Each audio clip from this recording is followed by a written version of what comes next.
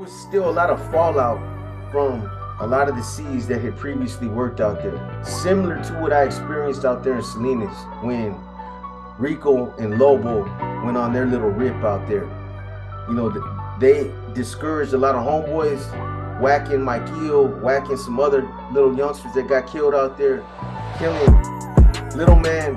Those types of things that happened, it left a bad taste in a lot of people's mouths. My own policies out there, all the members were required to do certain things, throughout the day. I didn't want them to feel like, we were riding them, but when you're out there running a regiment, you got to make sure that your manpower is doing what they're supposed to be doing and that they're on track. All right, you guys, this episode 54 of Inner Demons, and without further ado, I'm going to get straight to it. So, you guys, let me just say this real quick before I get into this episode. Like I do every time that I do an episode of Inner Demons, I always go back to the last episode, to the prior episode, and basically try to listen and see where I was at. Now, there was a lot going on at this time. I told you guys about the conflict that I had in front of my apartment on Impala and what happened after that. As a result of some of the stupidity that was happening at my apartment over there, I knew that I would end up getting into a situation where, it was going to come back to my doorstep, that these individuals were going to retaliate and that something like this was going to happen. I never predicted that they would throw landscape type of rocks through my windows, but that's what happened. Had I been there, it probably would have been worse. But yet that situation happened, and from that point on, it escalated. So like I told you guys, I basically rented the apartment next door to the apartment that I was at because my whole purpose was to put one of the homies in that apartment while his girl was pregnant, and she was due to have the baby within like the next 3 months or something like that. Homeboy was running on parole. He was somebody that I really took a liking to. I took him up under my wing, and my purpose was to just put him up in this apartment, let him just kick it for the next 3 months until she had the baby so that he could be there. Because I understood, I missed the birth of my daughter, and it still affects me to this day. That's something that I did not want him to go through. So that was my purpose. However, the situation ended up happening in front of my apartment that day. Now, all this happened within the next 2 days. So we go to the electricity place that morning. We go to pay his bill, and while we're away, my windows get broken out. My girl's there by herself, and I told you guys, those of you that know that area, that are familiar with that area, you know how far Campbell is away from PG&E in downtown San Jose. It's far. But, when I got that call from her, and she's, it was an emotional call. She was crying. I'm sure she was scared. The apartment was kind of small, so there's only so many places that she could go in there. There's rocks flying through, big rocks. Had any one of those rocks hit her, probably would have hurt her. Well, there's no doubt they would have hurt her, but how bad, I don't know. Anyways, when I get the call from her, I floor it.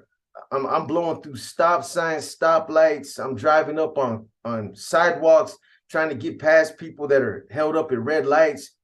I get all the way over there to Campbell. And I know I mentioned this to you guys, but I'm telling the homie, bro, when we get there, we're talking as we're getting there. And, I'm thinking of what we're going to do. I don't know how many there is exactly. She made one phone call, and, I told her I'm on my way. But my whole thing from that point on was to get as many homies over there as possible and to obviously get there as soon as possible so that, I could encounter whatever was there, however many there was. Now, we didn't have a gun in the truck. The only thing I had in the truck was 2 baseball bats in the back of the truck. So I told the homie, as he's making phone calls to other homeboys, hey, get over to B's Pad. Something's kicking off at B's Pad. We need you guys over there. So we're driving over there, and I'm telling him, bro, I got 2 bats in the back of my truck. When we get there, jump out, grab a bat, let's make our way to the back of my carport, because I didn't know where they were going to be at. I didn't know if they were going to be posted up on the side. I had no idea. But I'm thinking in my mind that we're going to get there. They're going to be right there. There's only so many places they could be, and the fight's going to be on as soon as we get out the truck. We got baseball bats. I don't know what they got, but we need to make our way to my El Camino because I had a gun underneath the seat. I kept a 38 under the seat. So we end up pulling up. We get there and there's nobody out there. We get there, I pull up, we jump out, we grab the bats, and we do a whole perimeter. We circle the whole apartment. They're gone. There's nobody there. I run up the stairs, come through the door. My girl's there crying. I see glass, broke rocks everywhere. You know, some of the rocks had hit some of the furniture. They hit a glass table that we had, shattered the table. And I mean, that was basically the extent of it. You know, now I'm kind of upset with the homie. You know, I was already upset that happened earlier, but now that it had actually came to my doorstep, now I knew I was going to have an issue, that this wasn't going to end here. This was just the first wave. I knew that they were going to come back and it was going to be on again. So, you know, my girl's crying, the house is all, the apartment's all messed up. And I look at the homie and I'm like, bro, I told you. This is exactly why I told you cats not to be doing that dumb shit in front of the apartment, not to be doing that shit when you come over here. And homie felt bad. He felt bad. He was young. He was like me when I was young, when I was out there in the city running around doing the same thing. But, you know, I was a little older than him and I understood, and it was my pad. So obviously I'm going to make the wiser choices. They don't have to deal with that stuff. So, you know, at that point, I go into full damage control. I go I call up my second at that time, Pony. He was the only one that really knew how to do stuff like that. He was my mechanic. He was also somebody that just knew how to do a lot of, you know, I know how to do a lot of construction. I know how to do throwing sheetrock and windows and bathrooms and all that stuff, but I needed help. These were some big plate glass windows, and I had to replace like 4 of them. So I went to Home Depot, got all the windows. Luckily, they had them all in stock. That night, we put all the windows in. We put them all back in. You know, I was trying to avoid from the manager finding out, because I knew that if he found out what happened, that, you know, chances are we were going to end up getting kicked out. Now, you guys should see some pictures in this video. Even to this day, I just Googled these pictures of the apartment, and the bullet holes are still on the wall right below the window where I was at in the apartment. I was on the second deck. And, you know, again, later on when this other incident would happen, round 2 or wave 2, you know, we got into that gunfight. The bullet holes were everywhere. In people's kitchens and there was one of them, there was somebody that had a bullet in their bag of sugar inside of, you know, their kitchen cabinet. And on the front of the apartment complex I was in, there was bullet holes everywhere. Because old boy that was shooting up at the apartment, I know I'm getting ahead of myself, but he was shooting.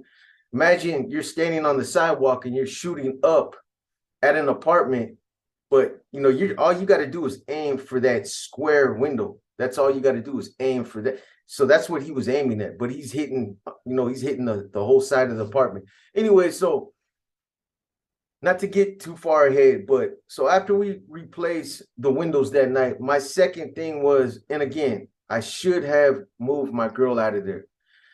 That apartment from that point on, there was a serious threat. It was dangerous staying there. I should have stayed there myself. I should have posted up. It's something that started, and I was going to see it through. But having my girl there, it was a bad move. I should have sent her up to Ukiah to go kick it with her family for a couple weeks, or put her in an apartment somewhere. But keeping her at the apartment was just a bad move. It was a bad decision on my part. Anyway, so that night, the second thing I did was I had all my guns with one of the associates that I had previously mentioned to you guys, John Santa Ana, one of the older cats. All he did was allow us to keep our guns in his garage. He allowed us to keep them over there. But when this happened right here, I literally went over there and we got like 20 guns. We got 20, 25 guns. There, I put 15, I had 15 guns in the other apartment. I put them all in there. It was overkill, but I was I went into war mode, and again, it was overkill. But I took 15, about 15, realistically 10 to 15 guns and put them in the other apartment, basically a gun on every window sill, on every ledge, on every point that I felt like there needed to be a gun. On the kitchen, there was no furniture in there, but it still had a countertop, and you still had window ledges, and by every door, by every window, every access point, I had a gun. I put a gun. I did the same thing in my apartment. I put guns everywhere. 357 on the kitchen table. I put 9mm in the living room, on the end tables. I had guns on all the window ledges. I had guns in the bedroom. I put a little Derringer next to the bed for my girl at that time, for her, just in case she needed to use it. She never even fired a gun. She probably, if something would have happened, she still wouldn't have used it. She wouldn't have knew how, even though I showed her, this is all you got to do. Here's the safety right here. And after, you move the safety, you're good to go. So I had guns everywhere.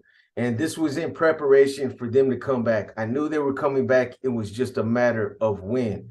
So that night, we post up, we're there at the apartment, and really nothing's going on. I knew they were going to come, but I figured they'd probably come back in a couple of days. It was hot. There were, the cops were called earlier in the day. They came after everything was over and done with. They didn't know, they knew something had happened over there, but, they just drove through and they left. Basically, there wasn't a disturbance, but that was it. Nobody talked to them. So anyways, that night, the young homie that I wanted to keep in the apartment next to mine, he had all his stuff. He had it put away in the storage. I think it was off of Old Oakland Road or something. There was a public storage over there, and him and his girl had been asking me, B, can you drive us over there in your truck so that we can go through our storage and, basically pick up a lot of stuff that we need, because they didn't really have nothing over there. They had the bare essentials, their cosmetics, some food, things like that. There was a refrigerator in there, everything they needed to cook, but they didn't have pots, pans. They didn't have their towels, all that kind of stuff, more of their clothes, some other knickknacks that, would have made that stay right there a little bit more comfortable for them. So I was like, yeah, you know what? I had been telling them that week we'll go, but something that always kept coming up. That night I was like, you know what? Let's slide out there real quick and then we'll come back. So I had an opportunity to do it, and that's what we did. We jumped in my truck. So that night we drive down to Old Oakland Road, right where the storage place was at. And I remember as we got closer to the storage place, we were probably like within 2 blocks. And, I'm in my truck and I'm driving, and the homie's sitting shotgun and his girl's in the back seat. She's in the back seat. She's pregnant. Again, she's like 6 months pregnant. So we're driving, and the homie's, he's got his head on a swivel because he's on parole. He's running. He knows parole's looking for him. He stands out just like me. He had tattoos all over his head, tattoos on his face. And he was somebody that was known in San Jose as far as like, the gang task force out there. They knew him. Parole knew him. He was somebody that was out there in the mix. They all knew who he was. He was somebody that had been around in San Jose, was somebody that had been in trouble before. So they knew who he was. So anyways, as we're getting close to the storage place, I remember seeing him lean back in his seat, and he's like, "Oh, bro, that don't look right." And I look over at him and I'm like, "What's up, bro?" And he was like, "Man," he goes, "Look at this cat next door to me right here." There was a van, a green van with a white dude, and that's it. It was a green van with a white dude sitting in. I think he had a baseball cap on. And on the front seat next to him, there was a bucket, and it looked like a mop and some sponges and some other. He looked like a janitor to me. And he had on some shades. And the homie was like, he was like, bro, look at this cat. And I'm like, I look over at him, and like I said, I see a van, a white dude, baseball cap. He looks like a janitor. And I'm like, what's up, bro? And he goes, that dude don't look right. And I'm like, nah, bro, he looks like a janitor. I'm like, you tripping, right? But he seen something obviously that made him feel that this dude there was something that wasn't right about him. But again, I didn't see it. I look over at him and he's just sitting there.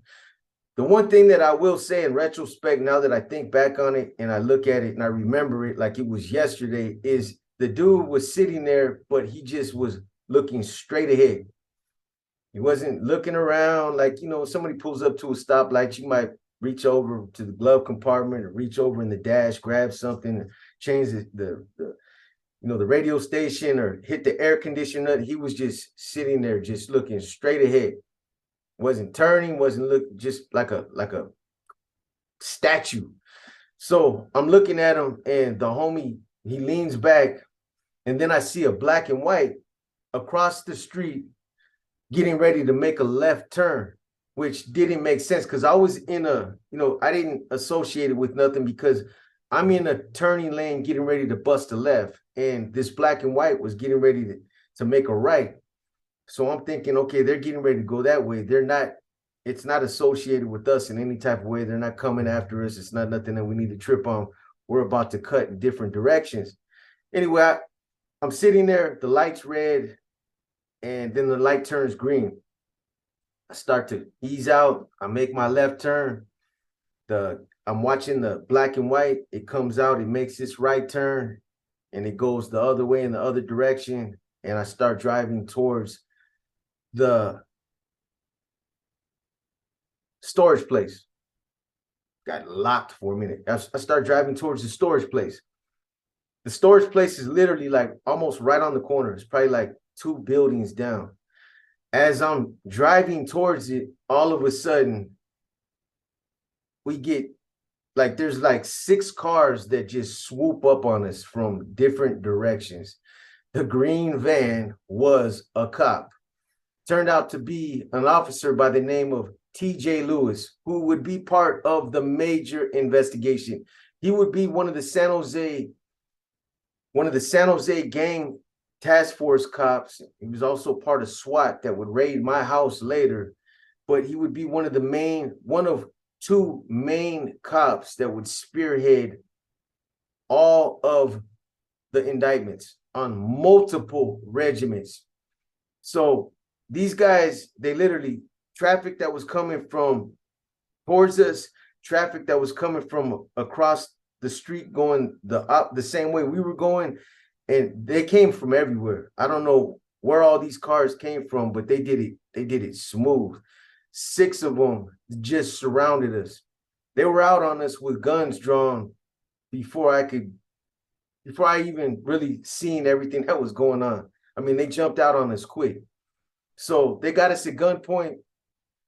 I throw it in drive, I throw it in park, and right before I throw it in park, when they start pulling up on us, the homie starts telling me, "Pete, go, bro, go, man, go, bro, please don't stop, man, go." And for a minute, because I started to throw it in drive in park for a minute, I almost threw it in drive, and I almost punched it. I almost did it. I've been on high speeds before, and I don't have a problem running from them, but that's when I was really out there ripping and running. I'm off parole right now. I got no reason to run. My truck is legit. He's running from a parole violation. He's ready. He's willing to turn this into a high speed, high pursuit, felony evasion for me while he goes to prison on a parole violation. Come on, homie. You're not thinking, bro. I understand you don't want to go to prison. I get it. I never wanted to go. Anytime I ever got caught up for a parole violation, no matter how big, small I thought it was going to be, going back is a messed up feeling. You're losing everything, especially in his situation. His girl was getting ready to have the baby, so I understood, but I had to tell him. I threw it in park, and I told him, "Homeboy, bro, come on, bro. You really think I'm gonna run like this? You really gonna put me in that position? Come on, homie." You know what I mean? Bro, just get out and deal with it, bro. Meanwhile, we're talking, they got guns on us. So they tell us to get out the truck. They get up, we get out, we prone out, they make us lay in the street. They at least they had the decency to let his girl, you know, they didn't make her prone out. They knew she was pregnant. They did their homework. They knew when they pulled up on the side of us who I was. I guess at that time they pretty much already had eyes on us from somebody. I was never able to figure it out, but we were under surveillance for a while. So, anyways, we're proned out. They get us up, we're cuffed up, and they run my name, they run his name. This is one of the first times I encountered San Jose PD out there. So they see the back of my head. And if they weren't following me then, they were definitely following me now. That's why I told you guys, those of you that are thinking about going out and getting Nuestra Familia blasted on you, I understand you want to represent that, or represent your hood or whatever it is, and you got it blasted, lambasted across the back of your head or over your eyebrows or on your forehead. It draws negative attention. There's a lot of stigmas that come along with that. People look at you different. And, for me, at the time when I got that tattoo, I was kind of thumbing my nose at him. I'm like, look, you guys threw me in the shoe. You gave me, at that time I had been validated. I had done almost 10 years in the shoe at that point. So I was like, you know what? I might as well blast it on me. I'm a documented, validated NF member. So let me just go ahead and just put it out there so everybody could see it. So when I got out there and I was off parole, I was like, yeah, thumbing my nose at him. Like, yeah, you can't touch me now. I'm not on parole. You know what I mean? So you can't search me. You can't come up in my crib now. None of that stuff applies to me. But, they look for a reason to go after you now. If there wasn't a reason, now it puts them on you. And that's exactly what it did. So, they run my truck legit. I got tags, everything. I got a license. I got insurance. There's nothing that they could do. I'm all legit. They run the homie. They obviously know he's running for parole. So, they were cool enough homie had a blade on him. They were cool enough to hand me the blades and hey, here's your boy's blade. He ain't going to need this right here. He's just going on a parole violation. His girl was in tears. She's, by then they let me get back in the truck. I'm back in the driver's seat. She's in the back seat. She's still crying. The cop is on the window telling her, hey, he's just going to go on a parole violation. We could have hit him with this blade right here.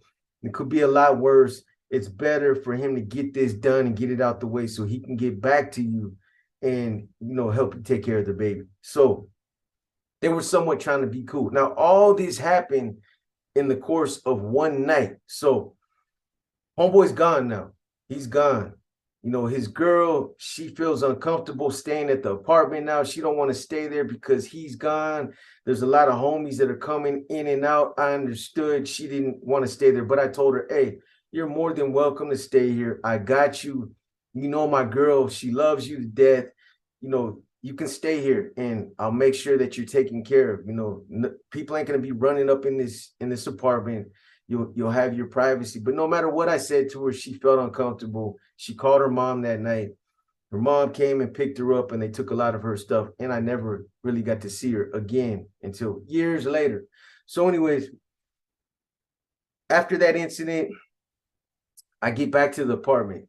It's around, I want to say it's around 7 or 8 o'clock. It's just starting to get dark out. Now, at that time, we were working with Julio. And by this time, he's keeping all his dope in that apartment inside one of the closets. It's in duffel bags. And I told you guys how much he was keeping over there. Now, when we had that incident with the windows, where the windows got all broken out, he heard about it. I don't know where he heard about it. I would imagine he heard about it from Jose. Jose probably told him something about it. The next day after that incident, or no, I take that back. This all happened in one day. All this happened in the course of one day. Homeboy going to jail. The dope got picked up that same day, and the shooting it all happened that same day. So after the windows got blown out that day, after that initial conflict, Later on, around 4, somewhere around there, 3 or 4 o'clock, Julio comes with 5 or 6 of his boys, and they load it all up. They take all the duffel bags. They're like, "Hey man, we're gonna move it somewhere else. The spot is hot right now. We don't want nothing to happen," which I understood. I was trying to keep it under to keep a lid on it because I didn't want him to do that. But again, I think Jose told him, and he felt like the best thing for him to do is to move his product, which ended up being the right move. But anyway, so that happened around 3 or 4 o'clock. Julio came, picked up all his dope, about 7 paisas, and they rolled out. They took off.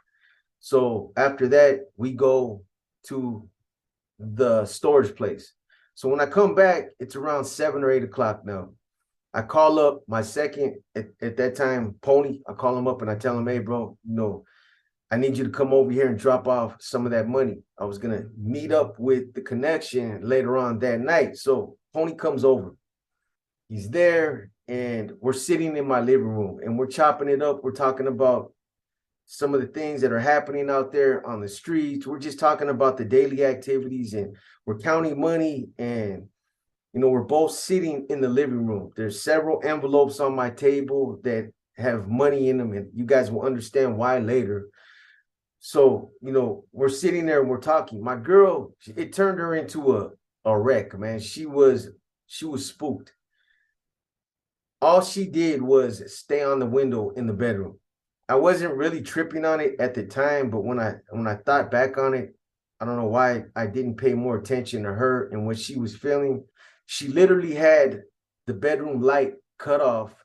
And, when I was in there the whole time with Pony, chopping it up with him, she would be walking in and out of the bedroom telling me, "Babe, I seen a car go up and down the street right now with the headlights off, and this car keeps going up." And I thought, you know what, just like any other time she told me something, I thought she was just imagining things. I thought I was on top of my game. I kept brushing stuff off, even times where she would tell me things based off her intuition. And I'm gonna tell you guys right now, if she tells you something, your girl tells you something, any female, and it's based off her intuition, boy, you better believe what she's telling you, because 9 times out of 10, they're on point.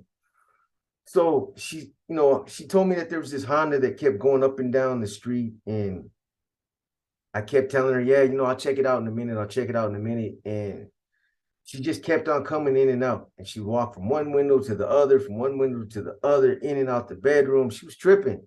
She was scared. Like I said, I should have got her out of there. Anyways, at one point, I finally decided to get up and look to see what she's talking about.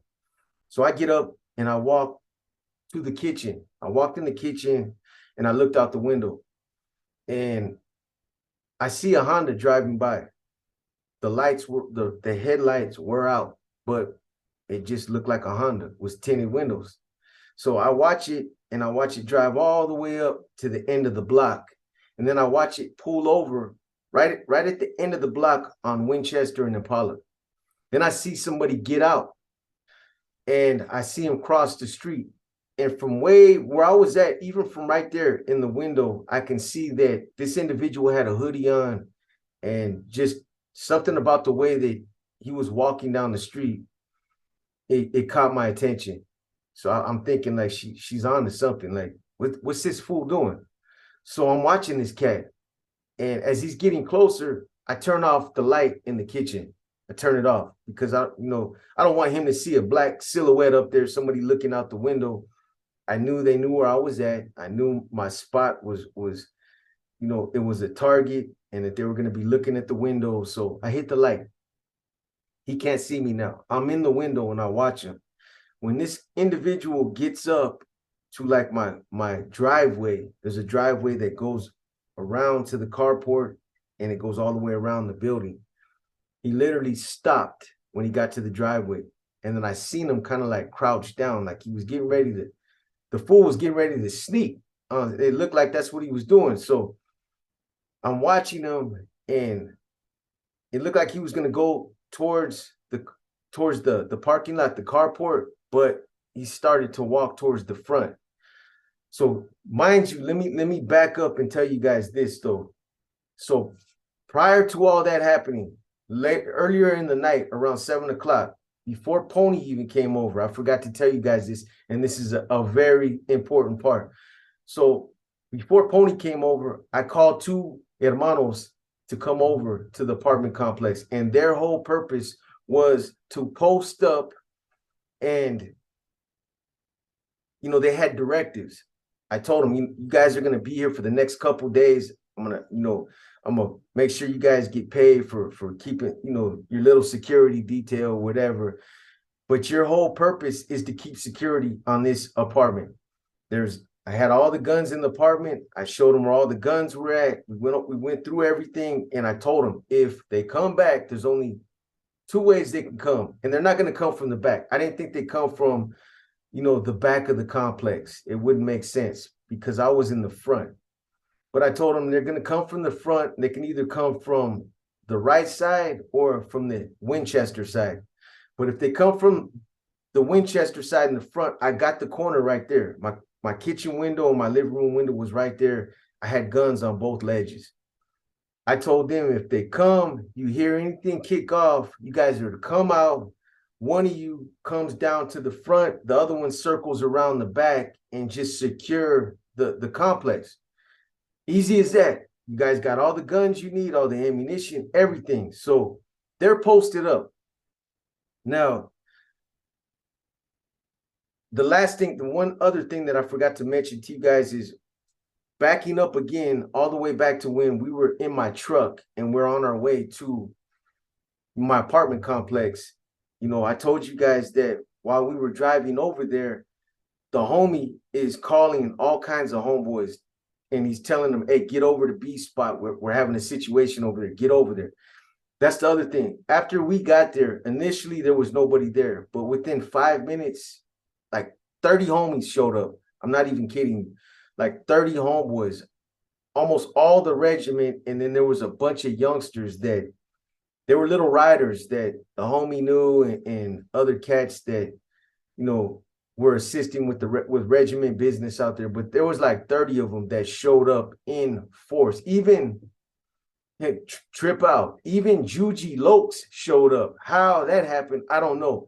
I know I'm getting off topic, but this was the individual that was in San Quentin that was getting released out of Carson's section with all the other homeboys. Remember I told you guys that I was over there, I caught an attempt. They were threatening to charge us all with an attempted murder because some cat that had a green light on him was getting released, and he was getting released with all the other homies. And when I found out about it, I struck up a kite and said, hey, whack this dude. Make sure you guys do it with weapons. Make sure it's done right. Well, he showed up. And when he showed up, I tripped out, but that wasn't the time to deal with him. I'm just like, what's up, bro? And, Johnny Cordova, I believe is his name. So anyways, there was like 30 homies that all showed up, and they were all packing, all of them. A bunch of them were youngsters, 12, 13, 14-year-old. I'm not even kidding you. I mean, I wasn't kicking it with individuals like that, but there's some little youngsters out there. I think they got caught up for a shooting at a Burger King or something like that out there. But those youngsters were some of the ones that got caught up in that shooting. They were little gunners. That's what they were doing out there. They were putting in work, little young cats. All of them had guns. Anyways, they showed up. I guess he had called somebody, and they called those cats, those youngsters. And so, when they all showed up, I told everybody, hey, I appreciate it, man. Gracias for you guys showing up, and it's all good, man. Them cats are gone, but hey, you guys need to disperse. Get up out of here. The cops are probably going to end up showing up, and this right here, they're going to love this. I mean, look at, there's cats that were on parole. There was like 8 of my regiment members there that all of them were on parole. So they would end up taking my whole regiment back for association. So I told them all, just, hey, we got it under control, man. I appreciate you guys showing up, but go ahead and bounce, man, before they show up. So they did. But anyways, now back to where I was. So I'm in the kitchen window, and I got the two homies, two hermanos next door with directions.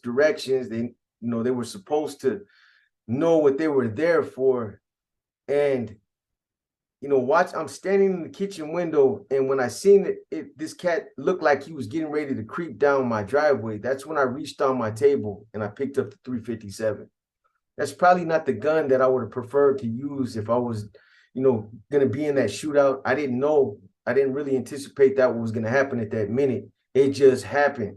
So I picked up the 357, and I'm watching this cat, and he starts to walk in front of the complex, but he looks up at the window. So when he does that, I slide the window open and I tell him, I'm like, "Hey, what's up, bro?" And I startled him. I could tell by the way he looked up. He looks up and he was like, "Hey, what's up, bro?" He's like, "Hey, where's all the homeboys at?" And as soon as he said that, I seen him. He had a hoodie on. He reached in his pocket and it looked like he was trying to pull a gun out, but it looked like maybe it snagged on his pocket or something. But that was just a little bit of time I needed right there. So when I seen that, I just started busting. Bah, bah, bah, bah. As soon as I start shooting at him, he starts shooting back at me. I think he had the advantage. He's shooting up at a square box. I'm shooting from a upstairs window in a big open space. Nonetheless, we're busting on each other. The shots he was taking started to come close because pieces of the window started blowing in my face. The window shattered. I could hear bullets hitting my cabinets. So instead of staying there in the window, I literally bent over, ran through the kitchen, and kept on shooting through the wall in his general direction. We both unloaded. As soon as it was done, it happened like that. As soon as it was done, you could smell all the smoke in the apartment, and my ears were ringing. It's like for a minute I couldn't hear nothing.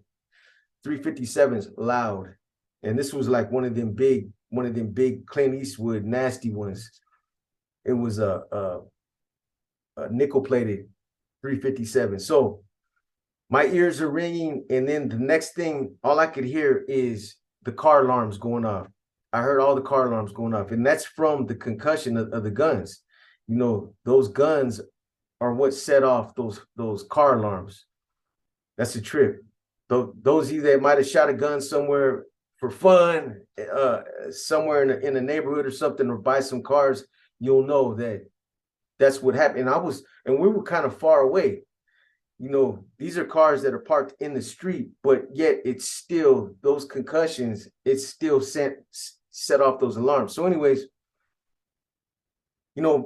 I didn't know if I had hit the dude. I didn't know if anybody else got hit across the street. I knew that bullets were flying everywhere, though. And unfortunately, the apartment complex I was living in during the daytime, I told you guys this before, that whole place was lit with kids. There was kids running around everywhere. So, my concern was, man, God forbid somebody got hit, a stray bullet hit somebody. I knew some of my bullets had traveled across the street, probably in the direction of those apartments. So, my thing was to just get the hell out of Dodge. I knew the cops were coming. So, anyways, when I'm running through the living room and I'm busting through the wall, I come into the living room. Pony's in the living room, just sitting on the couch. He's smiling. He's like, "You're a damn fool, bro." He's like, "Man," he's like, "I'm gone, bro." And, I was like, I looked over at my girl. She's laying on her stomach in the middle of the floor in the living room crying. She's like, "F this, F that. Get me the hell out of here. I don't want to be here no more. This is bullshit." I didn't blame her. This was the second incident that she had that same day. Her thing was like, "I'm done. Just get me out of here." So I had a little safe in that apartment, and I grabbed as much money as I could. I was literally dropping $100 bills everywhere. The homies later on would end up giving me like 300-400. I probably dropped more than that. Appreciate their honesty. But anyway, so I grab all the money. I grab what I could. I tell the homie, "I'm gone, bro. I'll call you, but I'm gone." I know they're coming. So when I open up the front door, the two hermanos that were in the apartment next door are both squatting down in front of my door with guns in their hands, but they're acting like they don't know what's going on. They play stupid. I'm like, "Man, what's up, man?" And they're like, "What's going on, man?" Basically, they both pissed on themselves. Everybody is familiar with these circumstances, what happened there, everybody that was involved, they knew, you know, that both of those individuals, I don't care about putting them on blast. Willow was one of them, and Angel Fernandez, who calls himself Young Buck now, one of the three brothers of the Martinez brothers. He goes by Angel, or he goes by Young Buck from Goshen. Anyway, so I just look at these two cats and I'm like, man, you guys are sorry, man. I hand them the 357 and I tell them I'm gone. I'll call you guys, man, but secure that dope. Because in the other apartment, I had another safe and I had like 20 ounces of Chris, and that was the regiment dope. So anyways, when you're in a situation like that, it happens, you get into a shootout, you know that the cops are coming. You can only process so much at one time. I forgot about a lot of stuff that was in the apartment. I forgot that there was guns in there. I forgot that there was other dope in there. I just jumped in my ride and split. I still had my house shoes on. My girl had her house shoes on. So we drive over to a hotel right there in Campbell called the Campbell Inn or something. And, you know, my thing was to get a room that night, and in the morning, jump on the freeway, drive her up to Ukiah, drop her off, and I knew I'd be running. Again, I didn't know if somebody got hit. I didn't know what was happening. All I knew is that they were going to come, they were going to search the apartment, they were going to identify who I was, and it was going to be all bad. I was going to be running. You know, we get to the hotel, and as soon as we get there, lights start going off in my head. Oh, shit, there's still a bunch of guns in my apartment. And then I remember there's dope. So I call Angel. I call his number real quick, and it's ringing and ringing and ringing. He don't answer. I call him again. I'm thinking the cops are there right now. It's only been about 3 minutes. I mean, literally, it's only been a couple of minutes. I just left. So I call him again. He answers. I'm like, Angel, listen to me, bro. Do not hang this phone up. He's like, no, what's up, B? I tell him, I need you to go back in the apartment, bro. There's like 10 guns in there, and there's dope. Bro, they're going to be there any minute. Get in there, get that shit out of there, and put it in the other apartment. Take it in there with you and Willow. And he was like, all right. And I'm like, Angel, no. Do not hang this phone up. I'm telling you right now, bro. Don't hang the phone up. I knew if he hung the phone up, it would never get done. He would end up going into the other apartment and being like, hey, I couldn't get in there. So I was like, bro, I want to hear you get up in there. So he tries to get in. He's like, I can't. The door's locked. Angel, kick the door in. Kick it in. I don't care, bro. Get those guns out of there. So I hear him get through. He gets in and he's like, all right. He's like, where they at? So he starts passing them. I hear him passing them. Bro, there's one on this ledge. There's one over there. There's this one there. So I direct him to all the guns. All the guns are out. I'm like, cool. You know what I mean? There's 10 felonies gone right there. It don't matter. I'm a 3-striker though, but you got to get the dope out now. So I'm telling him the dope's in the kitchen, bro. I had it in the kitchen in a cabinet. So he goes in there, he looks for it. It's a couple ounces of black tar heroin and some, I want to say it was some coke, some powder. Anyway, so I know it's black tar heroin for sure. So anyways, he goes in there and he don't turn the light on. He can barely see it. He's using his cell phone to look because you don't want to turn the light on because the cops come. They're going to see the front of the complex. You're going to see the bullet holes. The windows were all broke again from the bullets. So he, using his cell phone, he finds it. And as soon as he finds it, he's telling me that the cops had just pulled up in front of the complex. And I'm like, Angel, just, bro, go into the bathroom and flush that. Make sure it goes down the toilet. Go in there now, bro, because they're going to come up there or go into the other apartment. He goes, I can't, bro. They're at the front door. He's like, they're already at the door, bro. He's like, man, Angel, flush it. I want to hear you flush it. So I hear him flushing. I'm like, is it gone, bro? He's like, yeah, Angel, for real, look in there. This dude is not the brightest dude. I told you guys. All I know, the dope is still spinning around in the water and it hasn't even went down yet. So he tells me, bro, I see it. It's gone. I seen it go down the hole.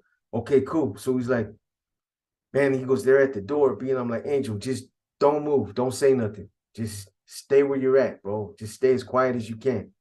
He's telling me, you know, I don't know what to say. I feel bad, but, you know, what was I going to do? Next thing I hear him tell me, he's like, B, they're coming in. They're coming in. And at that point, I could hear him in the background. And then, you know, he's in the bathroom with the door shut. And then he's like, B, they're at the bathroom door. I had to hang up. I had to, what was I going to do? Stay on the phone. So, long story short, they end up arresting Angel. They arrested him. Obviously, he's in an apartment that was just involved in a shooting. They don't know who's involved. They don't know who was the shooter, who was the gunner. They don't know who is supposed to be there, who's not supposed to be there. But they had him in handcuffs. Now, at that point, I'm thinking like, damn, man, what's gonna happen with everything? All the guns and everything are in the other apartment now. I know that. So they're over there with Willow, but I'm thinking like he's not gonna make it out of there. They're gonna run everybody that's in that apartment complex. They're probably gonna run all their names. They're gonna find out he's on parole. Then they're gonna go in there. They're gonna search, and it's gonna be bad. So all I can think of to do is call J-Lo. She's downstairs, and I call her, and I'm like, Jay, I'm like, she was like, what's going on? She's like, they're all up in your apartment right now. I'm like, I know. Hey, check it out. I just got into a shootout. I had to split. I'm like, J-Lo, where are they at? She's like, they're in your apartment, B. I'm like, please go up there and tell them to leave. Tell them to get out of my apartment. They don't have a search warrant, right? So she walks up there and I hear like, excuse me, you guys don't have a search warrant. And I hear a cop tell her, lady, if you don't get the F out of here, you're gonna go to jail. And she was like, oh, okay. So she turns around and she goes back down her. I was like, I heard, J-Lo, I heard, I appreciate it. There's nothing that can be done. You know, they're gonna search. So I'm like, what are they doing with old boy? She was like, they got him on the floor, he's handcuffed. And you know, again, I felt bad, but there was nothing that I could do. So anyway, that night, I'm like, J-Lo, I'll call you tomorrow. You know, we'll see how this all turns out, you know. So anyway, I call it at night. I turn my phone off. I'm thinking they're going to probably ping my phone and all that good stuff. So I bust the phone. I ended up busting it. You know, I changed my clothes. I knew I had gunpowder residue all over me. And we just call it a night. So the next morning, I pop up, I'm up. I really couldn't even sleep that night. I call Willow, and you know, I knew that they were going to clear the whole complex to check for anybody that might have got hit, at least do a cursory search to make sure that there was, you know, no other victims or no suspects or whatever in any of the other apartments, right? So I call Willow, and on the second ring, he answers the phone, and it almost fainted. I'm like, bro, where are you at? And he's like, I'm in the apartment. And I'm like, in what apartment? He's like, the apartment over here next to yours. And I'm like, how is that possible?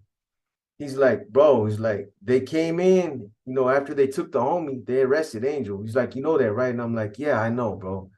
He's like, but then they knocked on all the apartments and they were basically just wanted to do a cursory check just to come in and to look or ask people if there was anybody hit, you know. And I was like, nah, you know, we're good over here, we're straight. And they let him shut the door and that was it.